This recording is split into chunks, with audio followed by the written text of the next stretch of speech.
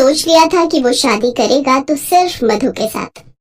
मधु के परिवार वाले तो इस रिश्ते को मान गए, पर अजय के माता पिता इस शादी के लिए अंत तक मना करते रहे। तुझे क्या लगता है वो शहरी लड़की हमारे गांव के रीति रिवाज और देसी खाना बनाना जानती होगी? मैं ये बात कभी नहीं मान सकती।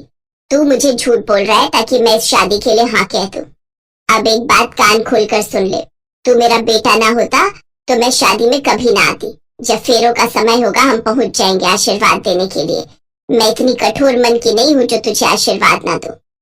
कर ले तू अपने मन की शादी, हम पहुंच जाएंगे। अब ठीक है, मिल गई तुझे खुशी, चिंता मत कर, हम दोनों समय पर पहुंच जाएंगे। जा, तू जाकर अपनी होने वाली पत्नी के साथ शादी की सारी तैयारी कर, हमारा आशीर्वाद तुझे मिल जाएगा। थैंक यू पापा, थैंक यू माँ, मैं आपका इंतजार करूंगा। अजय को थोड़ी तसल्ली हुई कि उसके माता पिता इस शादी के लिए मान गए हैं। सारी तैयारियां हो गई और अजय मधु के साथ शादी के मंडप में पहुंचा तो उसने देखा उसके माता पिता शादी में पहुंच चुके हैं।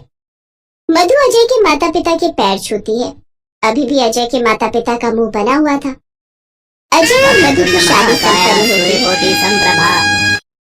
अजय, तेरे ताऊजी, ताईजी, चाचा, चाची, मौसी, बुआ सब रिश्तेदार आए हुए हैं। हम सबको एकदम जाने के लिए तो कह नहीं सकते। सब बहू के हाथ की पहली रसोई का कुछ अच्छा खाना चाहते हैं, इसलिए सब 2 दिन तेरे घर पर ही रुकेंगे। हाँ हाँ माँ, चिंता मत करो, मेरा फ्लैट बहुत बड़ा है, सब आराम से रुक जाएंगे। ठीक है, तो फिर अब शादी हो ही गई है तो अब सबको घर ले चल। ठीक है बाबूजी, मैं अभी इंतजाम करता हूँ। अजय मधु के पापा से बात करता है और कुछ ही देर में गाड़ियों में सब रिश्तेदार अजय के फ्लैट पर पहुंच जाते हैं। अगले 2 दिन तक सभी करीबी रिश्तेदार वहीं रुकते हैं। सारे रिश्तेदार रुके हुए हैं।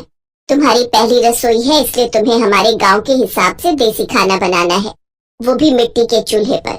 मैं जानती हूँ तुम शहर की हो, शहरी खाना बनाना जानती हो, वो भी गैस चूल्हे पर, इसलिए मुझे थोड़ी चिंता हो रही है। इसमें मैं तुम्हारी कोई मदद भी नहीं कर सकती। सारा रसोई का काम तुम्हें अकेले ही करना है। जी माँ जी, आप टेंशन मत लीजिए, मैं सब बना लूंगी। बिमला, तूने अपनी शहरी बहू को चूल्हे पर खाना बनाने के लिए कह तो दिया है।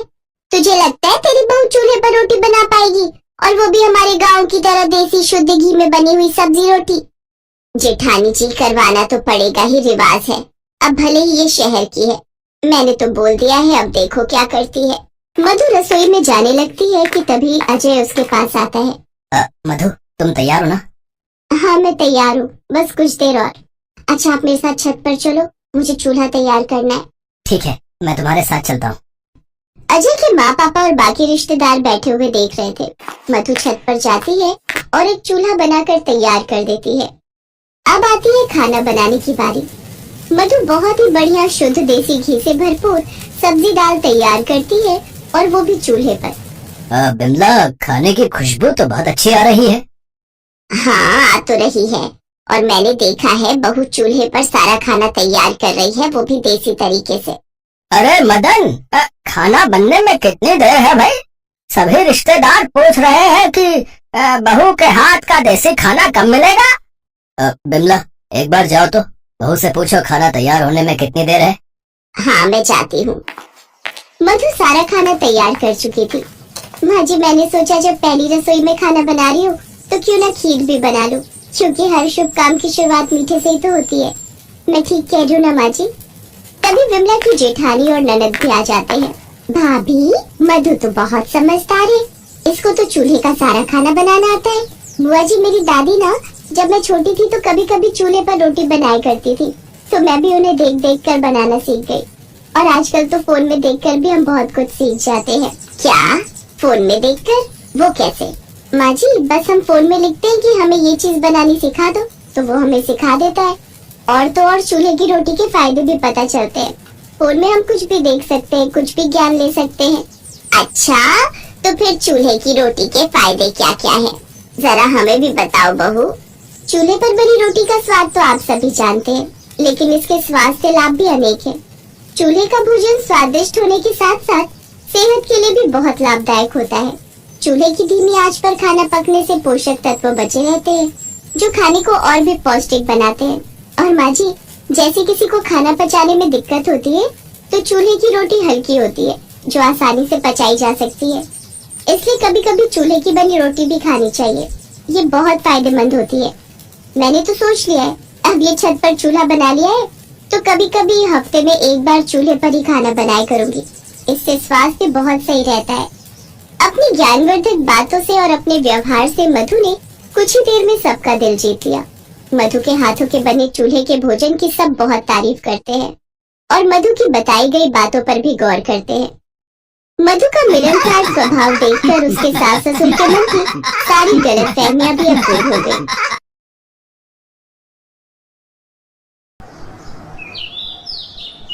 माँ, बिट्टू की गर्मियों की छुट्टियां पड़ गई हैं और ये जिद कर रहा है शहर में चाचा चाची के पास जाने की। हाँ तो चल पड़ते हैं ना।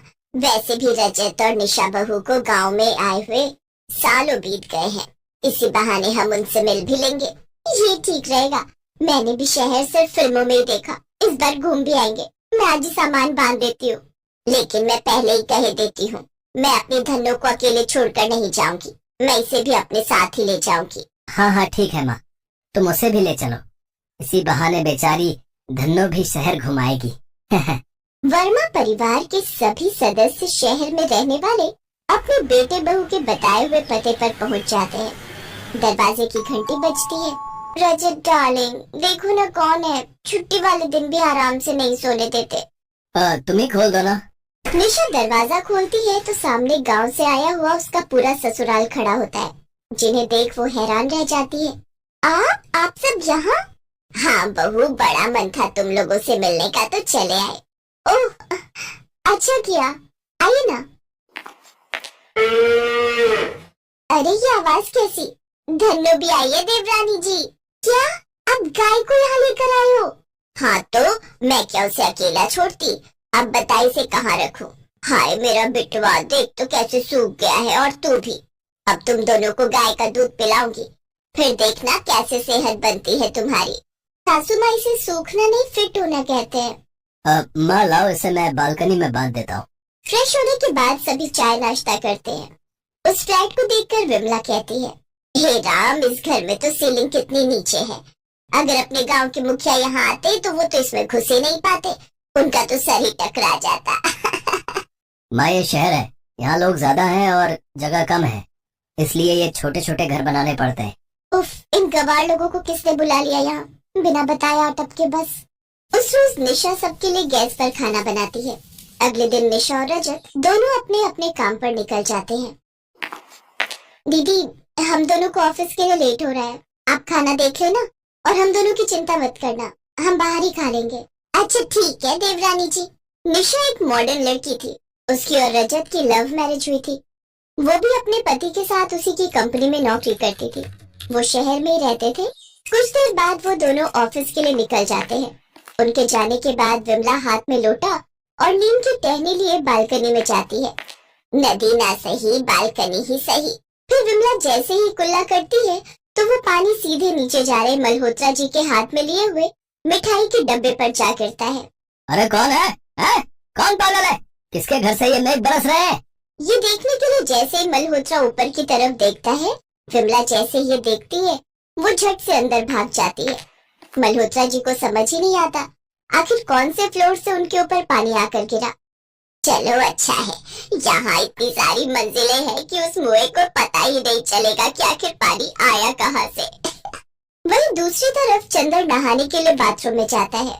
क्या 4 दीवारों का घेरा बना दिया है और कहते हैं गुसल खाना बना है?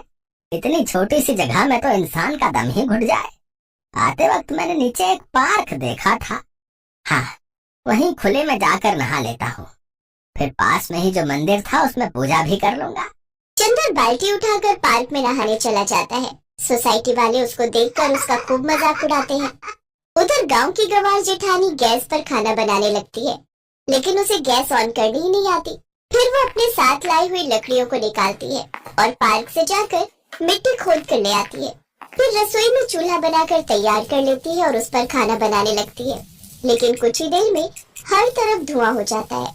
सारी सोसाइटी में फायर अलार्म बजना शुरू हो जाता है और सब नीचे उतर कर आ जाते हैं। वो रजत और निशा को भी फोन कर देते हैं। कुछ ही देर में वो भी वापस लौट आते हैं। बालकनी में धन्नो के पास खड़ी सास अपनी बड़ी बहू ममता से कहती है, बहू लगता है भूकंप आया है, सब लोग नीचे उतर आए हैं। तभी सामने वाले फ्लैट से एक औरत चिल्लाती है, जल्दी से नीचे आ जाइए आंटी जी, आपके फ्लैट में ही आग लगी है, धुआं वहीं से आ रहा है। तभी वहाँ ममता आती है और चिल्लाते हुए कहती है, अरे नहीं नहीं, वो तो हम चूल्हा जलाए थे, उसी का धुआं है ये। नीचे खड़े निशा और रजत अपना माथा पकड़ लेते हैं।